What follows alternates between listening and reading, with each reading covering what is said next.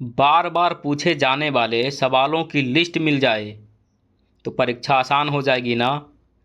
यही लिस्ट आपको इस वीडियो में मिलेगी। दोस्तों, परीक्षा में वही जीतता है जो समझदारी से पढ़ाई करता है, और ये वीडियो आपके लिए शॉर्टकट है। एसपी मोटिवेशन में आपका स्वागत है। आइए मिलकर सपनों को हकीकत में बदलें। आज हम लेकर आए हैं बिहार जीविका भर्ती 2025 के लिए मैथ और रीजनिंग के 25 वीवीआई प्रश्न जो परीक्षा में बार बार पूछे जाते हैं। अगर आप कम्युनिटी कोऑर्डिनेटर पोस्ट की तैयारी कर रहे हैं तो ये वीडियो आपके लिए गोल्ड साबित होने वाला है। तो आपसे रिक्वेस्ट है कि इस वीडियो को लास्ट तक देखो, एक सवाल भी मिस मत करना। दोस्तों, यहाँ पे हम लोग देखने वाले हैं प्रैक्टिस सेट 7। इससे पहले प्रैक्टिस सेट 6 तक चैनल पे अपलोड कर दिया गया है। आप चाहें तो चैनल पे जाकर देख सकते हैं, क्योंकि उसमें भी जो भी प्रश्न दिए गए हैं वो आपके एग्ज़ाम ओरिएंटेड दिए गए हैं। तो आप एक बार जाकर 6 वीडियो देख लीजिए, उसके बाद आप 7वां वीडियो देखिएगा। डेली एक सीरीज़ यहाँ पे अपलोड किया जाता है दोस्तों, शाम में 6 बजे। मैथ और रीजनिंग की क्लास डेली शाम में 6 बजे अपलोड कर दी जाती है। तो आप लोग 6 बजे कॉपी और कलम लेकर बैठ जाइए और मैथ और रीजनिंग जो है सीखना शुरू कर दीजिए, क्योंकि बिहार जीविका में बहुत अहम योगदान रखने वाला है इस बार। तो चलिए बढ़ते हैं प्रश्न की ओर। दोस्तों, पहला प्रश्न कह रहा है, न्यूट्रल शब्द में प्रत्येक अक्षर को वर्णानुक्रम में लगाने पर कितने अक्षरों की स्थिति अपरिवर्तित रहेगी। यानी ये जो शब्द दिया गया है NEUTRAL, अगर इसको ABCD के क्रम में लगाइएगा तो कितने ऐसे अक्षर हैं जो अपने स्थान पर ही रहेंगे, वो परिवर्तित नहीं होंगे। तो चलिए करते हैं। सबसे पहले A, उसके बाद E, फिर L, उसके बाद हो जाएगा N, उसके बाद हो जाएगा R, उसके बाद हो जाएगा T, उसके बाद हो जाएगा U। तो देखिए दोस्तों, यहाँ पे E जो है 2 नंबर में है, यहाँ पे भी 2 नंबर में है। R 5वें नंबर पर है, यहाँ भी R 5वें नंबर पे है। यानी कि 2 ऐसे शब्द हैं जो अपने स्थान परिवर्तित नहीं किए हैं। तो सही ऑप्शन हो जाएगा B, 2। बढ़ते हैं अगले प्रश्न की ओर, और प्रश्न कह रहा है, 17:19 के समान कौन सा युग्म होगा। इन 4 ऑप्शनों में से आपको बताना है कि 17:19 के समान कौन सा युग्म होगा। तो देखिए दोस्तों, 17:19 है तो इन दोनों में क्या डिफरेंस हो रहा है, +2 का। तो आप सिंपली +2 का डिफरेंस देखिए किस में है। 31:41 ये नहीं होगा, 43:53 ये भी नहीं होगा, 29:31 ये हो जाएगा। ऑप्शन सी सही उत्तर हो जाएगा, क्योंकि यहाँ पे भी 2 का अंतर हो रहा है दोस्तों। चलिए बढ़ते हैं अगले प्रश्न की ओर, और प्रश्न कह रहा है कि ZGBDCXEOFC तो अगला पद क्या होगा। यहाँ पे आपसे अगला पद की बात कर रहा है दोस्तों, क्या होगा। तो देखिए यहाँ पे 2 क्रम हो जाएगा, एक Z, उसके बाद B, उसके बाद C, उसके बाद E, उसके बाद F, तो अगले पोस्ट के लिए। दूसरा हो जाएगा G, फिर हो जाएगा D, उसके बाद X, उसके बाद O, उसके बाद C, फिर अगला पोस्ट यहाँ पे हो जाएगा। तो देखिए, तो Z से B हुआ है, यानी कि +2 हुआ है। Z 26 में और B 2 नंबर में, 26 + 2 करिएगा 28, 28 नंबर में B होता है। फिर B से C गया +2, फिर C से E गया, C 3 नंबर में, E 5 नंबर में, +2, E से F गया +1। तो अब क्या हो जाएगा, यानी +2 +1, यहाँ पे +2 फिर +1 +2 +1, तो +2 करेंगे क्या आ जाएगा H। यहाँ पे देखिए क्या है, यहाँ पे G से D, यानी G है 7 में, D है 4 नंबर में, -3 हुआ है। D से X, डी है 4 नंबर में और 1 से 23 नंबर में। 23 + 6 करिएगा तो 29 हो जाएगा, और 29 में जो है डी है यानी -6 यहाँ पे हुआ है। एक्स से ओ, 1 से 24 नंबर में, ओ है 15 नंबर में यानी माइनस हुआ है 9। अब ओ से सी, ओ 15 नंबर में और सी जो है 3 नंबर में है यानी कि -12 हुआ है। तो अगला क्या हो जाएगा? तो 26 में से 12 घटा दीजिए 14। अब 14 में आपका n है यानी एक तरफ h हो गया और इधर n हो गया। सही उत्तर हो जाएगा ऑप्शन बी HN। चलिए बढ़ते हैं अगले प्रश्न की ओर, और प्रश्न है, कह रहा है कि इस समीकरण को सही बनाने के लिए किन दो चिन्हों को बदलना चाहिए। ये समीकरण जो है बनाना है दोस्तों, तो किन दो चिन्हों को आप बदलिएगा, ये आपसे पूछ रहा है। तो चलिए बढ़ते हैं, देखते हैं। कह रहा है कि -7 × 4 भागा 10 + 2 = 4 दिया गया है। तो चलिए सिंपली हम लोग बना लेते हैं सी को रखकर, है न। जैसे कि यहाँ पे सी में क्या कह रहा है कि जहाँ पे माइनस है वहाँ भागा लगा दीजिए और जहाँ भागा है वहाँ माइनस। तो यहाँ हो जाएगा 21, माइनस है तो भागा कर दीजिए 7 × 4। अब यहाँ पे भागा है तो यानी कि माइनस कर दीजिए -10 + 2 = 4 हो जाएगा। अब इसको जब भागा दीजिएगा तो 3 हो जाएगा। अब इन दोनों को जब गुना करिएगा 12 हो जाएगा। तो यहाँ पे देखिएगा 12 - 10 + 2 यानी +2 और +12 कर दीजिएगा 14। 14 में से 10 गया तो क्या बचेगा? 4। तो ये सही उत्तर हो जाएगा ऑप्शन सी, यानी माइनस और भागे को अगर हम चेंज करेंगे तो ये समीकरण जो है बन जाएगा। चलिए बढ़ते हैं अगले प्रश्न की ओर, और प्रश्न कह रहा है, किसी संख्या में 20 जोड़े फिर 10 घटाए, परिणाम 30 है, तो संख्या क्या है। किसी संख्या में यानी कि संख्या को n मान लीजिए, इसमें 20 जोड़ दीजिए फिर 10 घटा दीजिए, तब परिणाम हो जाता है 30। तो देखिए, तो n +20 में -10 गया तो +10 हो जाएगा बराबर 30। अब n निकालिएगा तो ये जो 10 इधर प्लस में है उधर जाके माइनस होगा, तो 30 में से 10 गया तो 20। सही उत्तर हो जाएगा ऑप्शन बी 20। बढ़ते हैं अगले प्रश्न की ओर, और अगला प्रश्न है 2, 5, 10, 17, तो अगला पोस्ट क्या होगा, अगला पद क्या होगा। तो 2 से 5 हुआ यानी +3, 5 से 10 +5, 10 से 17 +7। तो 17 से देखिए तो क्रम बन रहा है 3, 5, 7, तो +9 अब कर दीजिए। +9 करिएगा, 17 में 9 जोड़िएगा, कितना आ जाएगा? 17 + 9, 9, 7, 16 यानी 26 ऑप्शन ए। 17 प्लस अगर 9 करिएगा तो 26 तो आएगा, तो यानी ऑप्शन ए हो जाएगा। चलिए बढ़ते हैं अगले प्रश्न की ओर, और प्रश्न है, निम्न में कौन सा अलग है।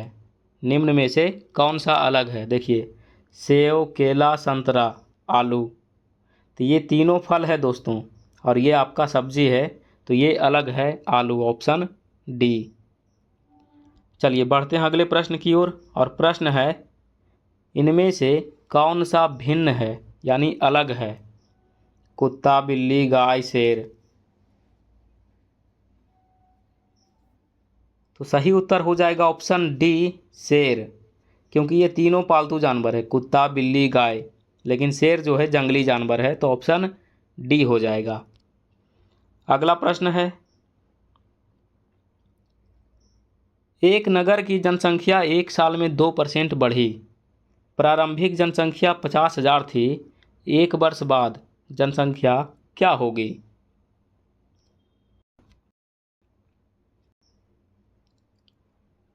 तो दोस्तों यहाँ पे दिया गया है कि जनसंख्या, जो प्रारंभिक जनसंख्या थी वो 50,000 है, ठीक है। 50,000, 2% बढ़ा है, 2/100 कर दीजिए, 2 जीरो से 2 जीरो काट दीजिए, यहाँ हो गया 500 × 2 यानी 1000, ठीक है। अब इस 1000 प्रारंभिक जनसंख्या जो है 50,000 थी, तो 50,000 प्लस 1,000 कर दीजिए। तो 50,000 में 1,000 जोड़िएगा तो आ जाएगा ऑप्शन ए 51,000। यानी 1 साल में 1,000 जनसंख्या जो है वृद्धि हुआ है। चलिए बढ़ते हैं अगले प्रश्न की ओर। और प्रश्न है, एक कंपनी में 5 साल में कर्मचारियों की संख्या 200, 220, 210, 230, 240 रही, औसत कितनी है?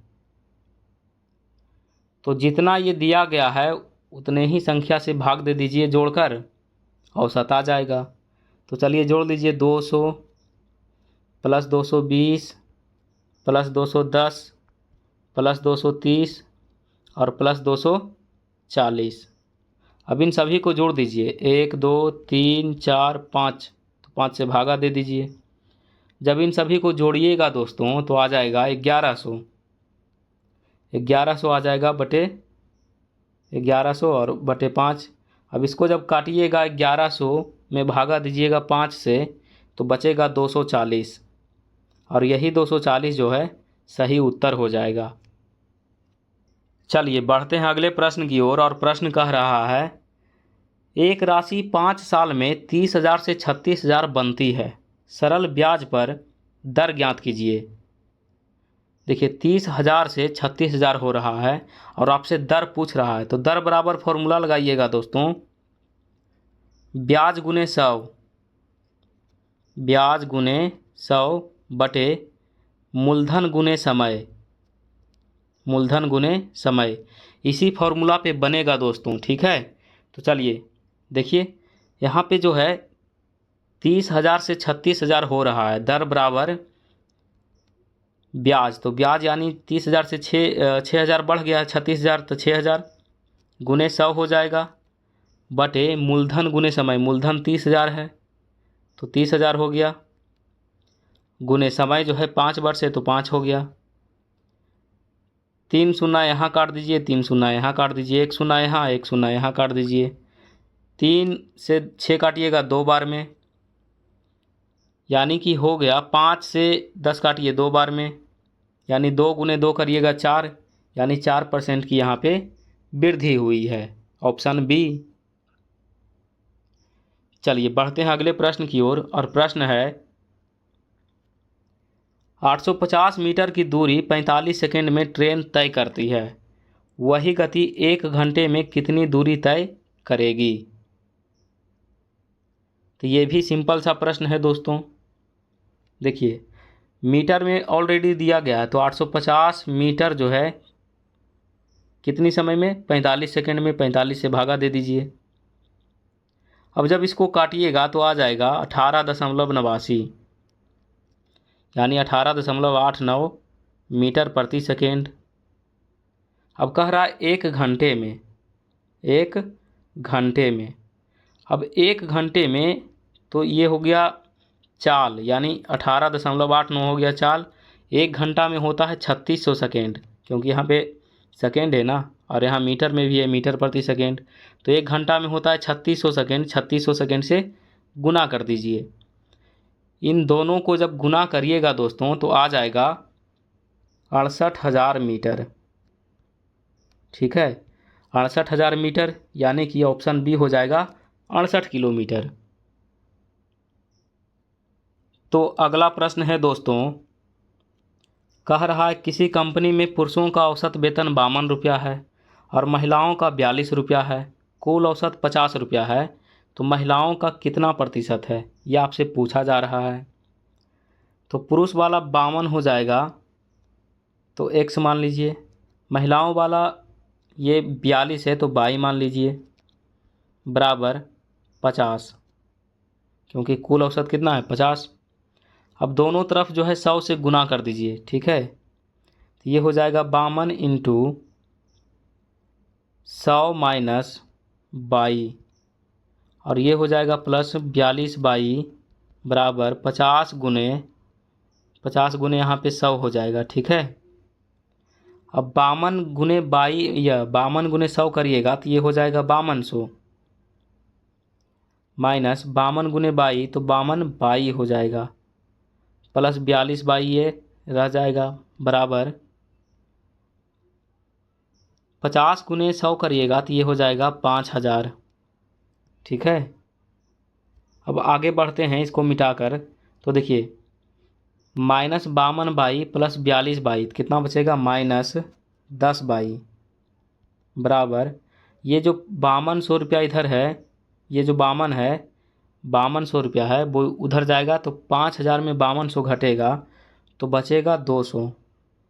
ठीक है, अब -10 से -200 कटेगा कितने बार में, 20 बार में, ऑप्शन बी 20%। चलिए बढ़ते हैं अगले प्रश्न की ओर। और अगला प्रश्न जो है रीजनिंग से रहने वाला है। कह रहा है कि नागरिक जो है देश से संबंधित है तो छात्र जो है किससे संबंधित होगा। तो सही ऑप्शन हो जाएगा ए, स्कूल। अगला प्रश्न है आकाश नीला तो दूध सफ़ेद, ऑप्शन ए। अगला प्रश्न है दोस्तों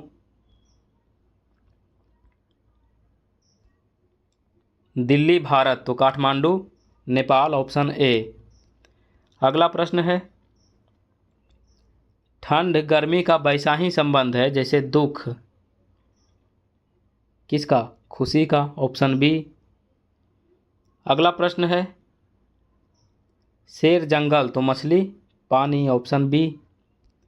अगला प्रश्न है इंजीनियरिंग संबंधित है निर्माण से तो डॉक्टर संबंधित है, ऑप्शन बी इलाज से। अगला प्रश्न है ए का उत्तरदायित्व बी से वही है जो बड़ा छोटा में किसका है। तो ए अगर बड़ा हो जाएगा तो बी छोटा, यानी ए को अगर आप ऊपर मान लीजिए तो बी को नीचे मान लीजिए तो ऑप्शन बी हो जाएगा नीचे। अगला प्रश्न है ए बी सी 3 संख्याएं हैं, ए प्लस बी बराबर 12, बी प्लस सी बराबर 14, ए प्लस सी बराबर 16। तो ए बी सी का मान यहाँ पे पूछा जा रहा है।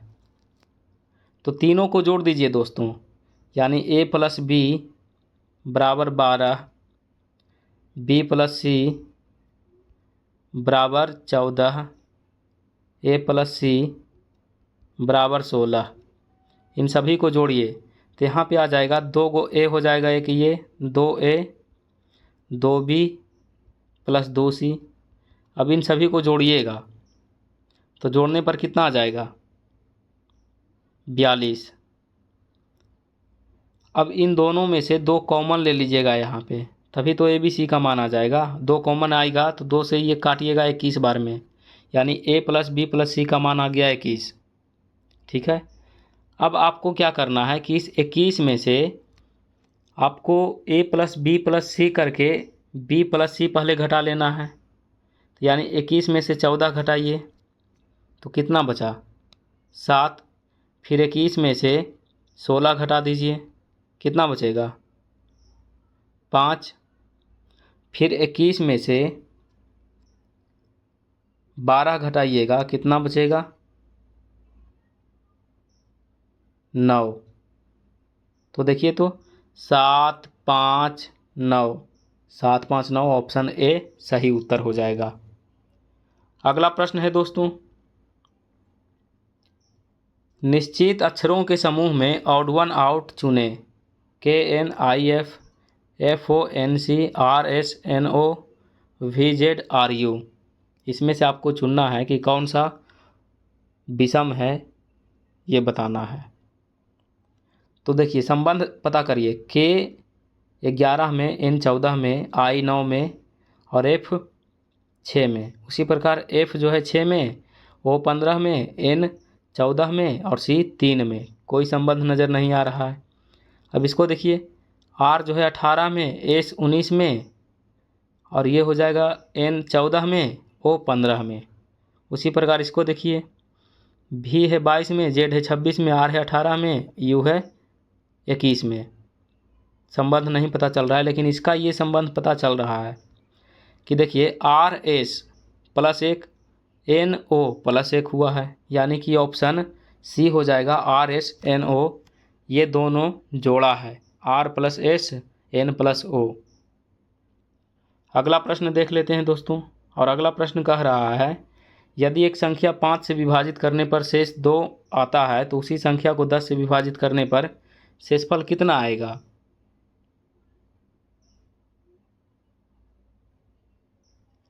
तो ये प्रश्न थोड़ा लंबा जा सकता है, जैसे कि संख्या पूछ रहा है ना, तो n मान लीजिए और यहाँ पे 5 के मान कर चलिए और शेष 2 बच रहा है तो 2। अब के स्थान पे अगर आप 2m रख दीजिएगा तो n बराबर नहीं हो जाएगा 2m गुने 5 प्लस 2, यही तो आ जाएगा। तो यहाँ पे देखिए 2m जो है क्या है, सम वाला है। अब एक विषम वाला रखिएगा तो 2m प्लस 1 रखिए, 2m प्लस 1, तो ये 5 से जब गुना करिएगा तो आ जाएगा 10m प्लस 2, है ना, इस तरह से आएगा। यानी कि 2 जो है बच रहा है, तो यहाँ पे 2 भी बच सकता है, और जब इसको करिएगा तो यहाँ पे 7 भी आ जाएगा, तो 7 भी बच सकता है, 2 और 7। तो ऑप्शन डी हो जाएगा कि यह निर्भर करता है कि आप यहाँ पे क्या मान रख रहे हैं। ठीक है, चलिए बढ़ते हैं अगले प्रश्न की ओर। और प्रश्न है 60 से 3 बढ़ा 63, 63 से -6 हुआ, यानी पहले +3 फिर -6 हुआ, फिर यहाँ पे कितना 57 से 66 हुआ, यानी +9 हुआ। अब 66 से 54 हो गया, यानी कि -12। अब अगला पद क्या होगा, आप क्या करिएगा, +15 करना पड़ेगा ना, क्योंकि सीरियल में आ रहा है। +3 -6 +9 -12, तो अब +15 करिए। 54 में +15 करिएगा तो कितना आ जाएगा दोस्तों, तो जोड़ लीजिए 54, 5 4 9, 5 1 6 69, 69। ऑप्शन ए सही हो जाएगा। तो दोस्तों उम्मीद है कि यह वीडियो आपको पसंद आया होगा। वीडियो पसंद आया तो वीडियो को कर दीजिए लाइक और चैनल को कर लीजिए सब्सक्राइब। मिलते हैं अगले वीडियो में, तब तक पढ़ते रहिए, आगे बढ़ते रहिए। All the best, thank you.